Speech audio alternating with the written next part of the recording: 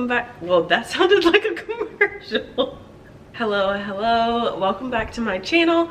My name is Shayla Avery. For you guys who have not ever been on my channel before and have not seen one of my videos, thank you for clicking on this video. I'm so glad to have you here today. Today is such a good video because I am 39 weeks today and I am rounding the corner. I am going to have a baby in my hands next week and I cannot be more excited. However, since I'm about to have a baby, that means I need to pump out some more videos and I need to get this video done because this is a video about my third trimester recap. And I am 39 weeks pregnant, so I'm almost done with this whole trimester and I'm about to go on my fourth, which is postpartum. I have done a first and second trimester recap, so if you have not seen those, I encourage you to stop here and go back to those videos so that you can understand how my journey has been throughout this whole 9 months and you have more context into this video today. So without further ado, let's just get straight into the video. I'm gonna start with the whole overview of how my third trimester has gone, and then I'm going to talk about some symptoms that I've experienced. I know that I'm so fortunate to have had such a good pregnancy. However, there were little bumps in the roads this third trimester, unlike the first and the second, and so I definitely want to share those just in case any of you guys are going through it. One of the things that I have experienced, I have tried to find YouTube videos and other people who have experienced the same thing when I was going through it, and I did not find any videos, so I definitely feel like I need to talk about it. So the first thing that I want to talk about in this recap portion, part one of this video, is just how exciting, honestly, the third trimester has been. It has been the most exciting, I think, of the trimesters, just because you're rounding the corner, you're almost at the end, but also it all just feels real. I think the first trimester is great because, you know, you find out you're pregnant and all of that, but it doesn't feel real. I feel like the third trimester, I finally have been like, wow, I'm having a baby, and it has really hit me. This is my first, so maybe, you know, if this is the second or third or fourth, whatever pregnancy, I wouldn't feel this way, but it has been super exciting. I've loved going to the OB more often. I feel like in the first and second trimester, it's like you're waiting a month or a month and a half to see the doctor, and that is just not fun. So I'm at the point now where I'm seeing the doctor every week, and that has been so nice. Just to check on the baby, hear the heartbeat and all of that just is so reassuring. Well, I did gain a lot more weight in this trimester than I did my whole. I think when I was going into the third trimester, I had gained 15 pounds total. And so I've probably gained another 15 or 20, I don't even know, since I've been in the third trimester. The weight picks up really fast, which I'm not that worried about because I know a lot of that is the baby. Baby is projected to be about like high 7s, around 8 pounds. So I know a lot of that is him growing, but I also am not gonna lie, my appetite has come back in the third trimester, and I feel like I'm eating more. And I'm getting to the point now where I just don't care. Like, I've been trying to eat healthy this whole pregnancy, and now I'm like, I don't care. Like, I have 2 weeks left. This is, you know, I have 1 week left now, but I have a couple of weeks left. I don't care. I want fries. I want ice cream. Like, I want to treat myself. So could have contributed to the weight gain as well, but either way, you're going to gain more weight in the third trimester because your baby puts on the most weight in this trimester. I have been a lot more tired. The second trimester, I had pretty good energy. I felt what I think is normal for myself. Again, once I have this baby, I may realize that none of this was actually like how I typically feel when I'm not pregnant, but I did feel a lot more like myself. This trimester, I've been a lot more tired, not really wanting to like get up and get out of bed. I mean, I don't really sleep in that much. Latest I usually sleep in is like 8, but since I'm not like having to go into office or anything, I just find myself wanting to just like stay in bed and just like relax and just lay down for a lot longer. Around like 37, 38 weeks, I started to feel very pregnant. Like, I'm very uncomfortable at this point. However, you know, I'll take it if that happened. 37, 38 weeks, that's so close to the end that I'm okay with being uncomfortable for a few weeks. But I have started to feel a lot more slow, Walking is a lot more difficult. Just putting on shoes is a lot more difficult. Taking a shower and like washing your feet is difficult. I don't know, just all these little things that you see in movies of like pregnant women having a hard time doing. That's where I'm at right now, and it's so weird. But it'll be over soon, so no need to stress about that. Third, when I'm at my biggest, I experienced the worst pain in my life. I had to go to the hospital twice because of this pain. I just did not know what was going on, and they didn't know either. So it started off for me, if you do have ovarian cysts, I do just want to call out that this may not happen to you.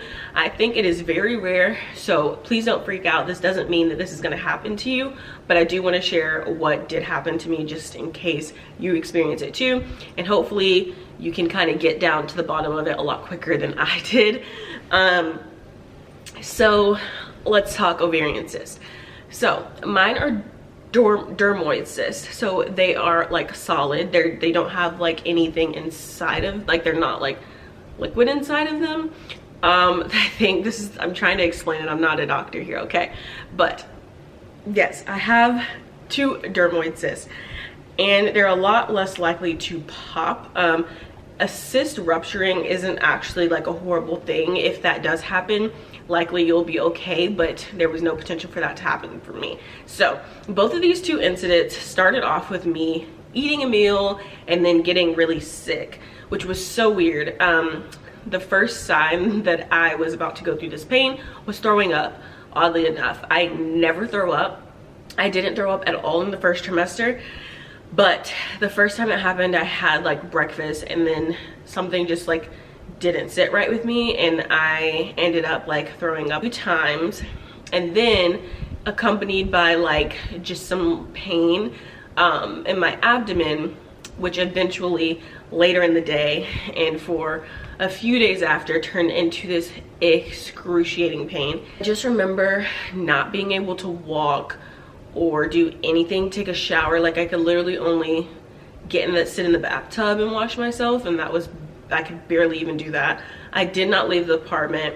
I had to call out for work. It was so bad. It felt like a very sharp stabbing pain on my right side. And so when I called the OB, they were like, oh, it's probably just round ligament pain because of where it was positioned. It was, let me see if I can show you guys, just in case you're going through it. So here's my hump. The pain was right here on my right side, where your ovary should be. It wasn't like down in my pelvis. It was like right here on my side. And it's very close to where round ligament pain does happen. Now that I'm like further along, I have experienced round ligament pain, and trust me, this was not it. Again, I could not walk. Round ligament pain, it's like a sharp shooting, like oof, like ow type pain. This was like a just like twist, like stabbing, just like constant like pain, and it was really intense. And so they told me it's probably round ligament pain, take some Advil. If that if that doesn't work, then maybe you'll have to come in.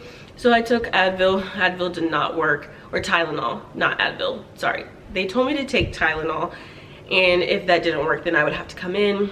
And so I did, and nothing happened. I was still in pain. So I ended up having to go to labor and delivery, and the first time they were just like, yeah, it looks like cyst pain. It was horrible. Like, it was such a nightmare.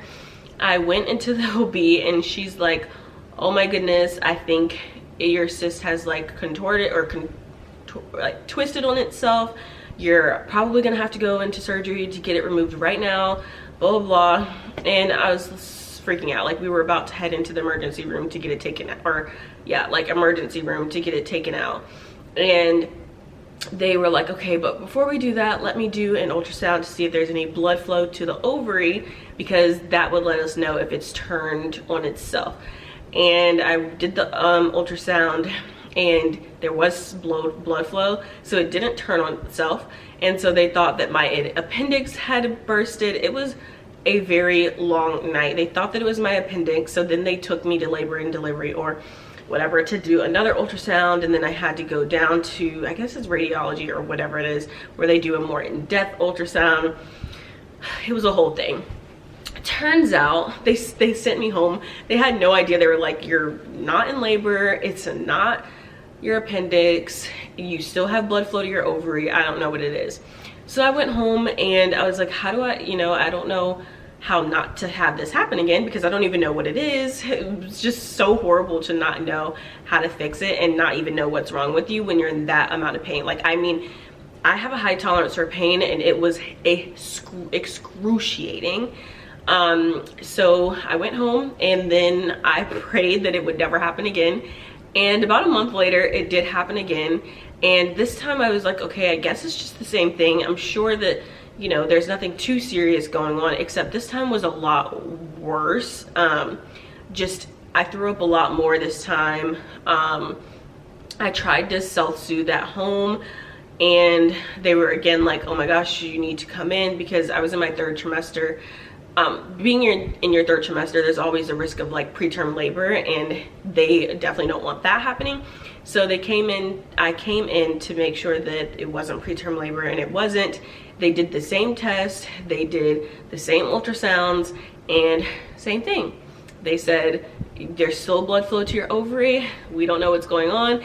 And they basically just, they're like, I don't know what it is, but the pain, you're pointing at your ovary, like the pain, where the pain is coming from is exactly where your ovary is on the ultrasound. So it has to be something with your ovary. And I looked it up, there's very little information on this, but basically I have conjured it up too, and the doctor agreed that it was probably just kind of shifting on the ovary. Not a doctor again, but if you have this pain, I understand, you're not alone. Like, it is painful, there is something wrong, but it's just not a threat to you or your baby if there's still blood flow. So basically, I'm so sorry, but you're gonna have to wait it out, get as much rest as you can, try to stretch it out. I definitely leaned on Tiger Balm. If you've never heard of it, you can get it at Target and Walmart, and it's this like pain relieving ointment that you can just put on the spot, and it helped a lot. I also got heating pads to help, and then I also took Tylenol, which did not really, I didn't find help. If it did help, it was a very small amount of assistance. And eventually, after a week or so, I was back to the point where I could like walk normally and do normal tasks. Still couldn't work out or anything, but I could just like go to the kitchen, cook, run an errand, those type of things. Last thing I want to talk about in this part 1 is positive group B strep test, because I am positive for that group B. And basically all it means is that when I check in for labor and delivery, they're gonna have to put me on antibiotics so that the bacteria or whatever it is does not get passed on to the baby, and whatever like they're not infected by that group B that I have. It's a gene I think that you carry, and it's nothing like you did or nothing scary. That is the end of part 1. Now we're going to talk about symptoms that I've experienced during the 3rd trimester. Now this is going to be quick, trust me, we're almost done with this, but I do want to talk about these things just in case any of you guys are experiencing it. And if you are in the 2nd trimester and you're looking forward to the 3rd trimester, this is what you may have to look forward to. There are 10 things, and I'm going to go through them very quickly. The first thing that I experienced was lightning. And lightning is just when your belly drops and you can breathe a lot more because there's more room at the top of your stomach, and your organs are not as squished and compressed from the baby because they drop low. So I did experience lightning. I've experienced a ton of pelvic pain and pressure. It feels like a bowling ball is just sitting right there ready to drop at any second. There's just so much pressure. And I do have pain like if I try to get out of bed, or if I stand up wrong, or walking upstairs, or even walking in general. There's just like pain down there. Nothing too bad, just like annoying. I have experienced swelling in my face, hands, and feet. My face is definitely swollen. I definitely have swelling here too, or maybe that's just fat, I don't know, but I definitely have more fat here. My hands are swollen, and then my feet have started to swell. I have not had any feet swelling this whole pregnancy until a couple of weeks ago, and I think it's just due to, I don't know, just being this much, like 39 weeks pregnant, 38 weeks pregnant. It's just, yeah, they're swollen, and it's really hot here. So night sweats, oh my goodness. If you're experiencing night sweats, let me just tell you, just don't try to wear pajamas. Either go like just sleep naked, or I sleep in like a bra and underwear. That's all. If I literally have shorts on or a top on, like even if it's a loose t-shirt, I will sweat through it. I will sweat so bad. And I have purchased a fan that I just put right in front of me, and it blows right on me so that my husband doesn't get too cold, or I'll blow it like in the room so it's not just directly on him, and I only sleep with the sheet. All of these things together has helped me not sweat so much in the night. But if I try to use my comforter, if I don't sleep with the fan on, and if I have pajamas on or any type of clothing other than bra and underwear, I will sweat through them, and it is so bad. I also just sweat walking outside. I live in Texas, and it's been over 100 degrees almost every single day, and I literally just walk outside and sweat. Like, so just invest in really good deodorant. I have invested in the Dove Advanced Care, not invested, it's not too expensive, but I've been using the Dove Advanced Care deodorant, and it has been working for your girl, because I come home at the end of the day and I don't smell like complete crap. And I was using this natural deodorant, and it just did not work. So I suggest that. Number 5, I have been experiencing Braxton Hicks contractions. Not too bad, but I do have been experiencing those, and my stomach will get really tight and then release. But no real contractions yet. Hopefully in the next few days. Number 6, I have gotten some stretch marks. I will see what they look like once I have the baby and my belly shrinks back. They may be more noticeable, they may not, I don't know, but I have gotten a few. I have a good amount and some dark ones on the side of my hips, but I have developed a few on the front of my belly as well. Number 7, hemorrhoids. I have one hemorrhoid that I developed first time, whole pregnancy. And it has not gone away yet, so I'm really sad about that, because I was hoping not to have it for labor, because I know that it can like strain when you're pushing and all of that stuff. So we'll see how that goes. It doesn't really bother me too much, but I did experience that. I have been using the restroom a lot more. I cannot get through a night's sleep without getting up and taking a bathroom trip. It does not exist anymore. I definitely cannot sleep all the way through the night. But yeah, no. I at least have to use the bathroom once a night, sometimes more. But yes. And then number 9, I have been waddling quite a bit. I can no longer walk normally. He is so low that at this point I'm swaying back and forth when I'm walking, and it is, I don't know, my husband thinks it's cute. I feel like a big penguin or something. And last but not least, I have been experiencing quite a bit of back pain. I don't know why. It usually happens when I'm walking too much, or not really walking too much, but I try to walk my dog every day, and usually my back will hurt very badly after I do that. And I hope that I don't experience too much back labor, because I know that that can be pretty painful. But either way, I'm ready for it. That's everything for my 3rd trimester recap. I hope it was knowledgeable for you. I hope you enjoyed it. And hopefully, if you're in your 3rd trimester, oh my gosh, you're almost there. Keep pushing through.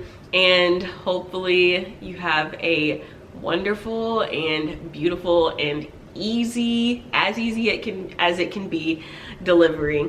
And I'm just praying that you and the baby recover safely. And yeah, I'm so excited to begin this journey. Wish me luck if you see this before.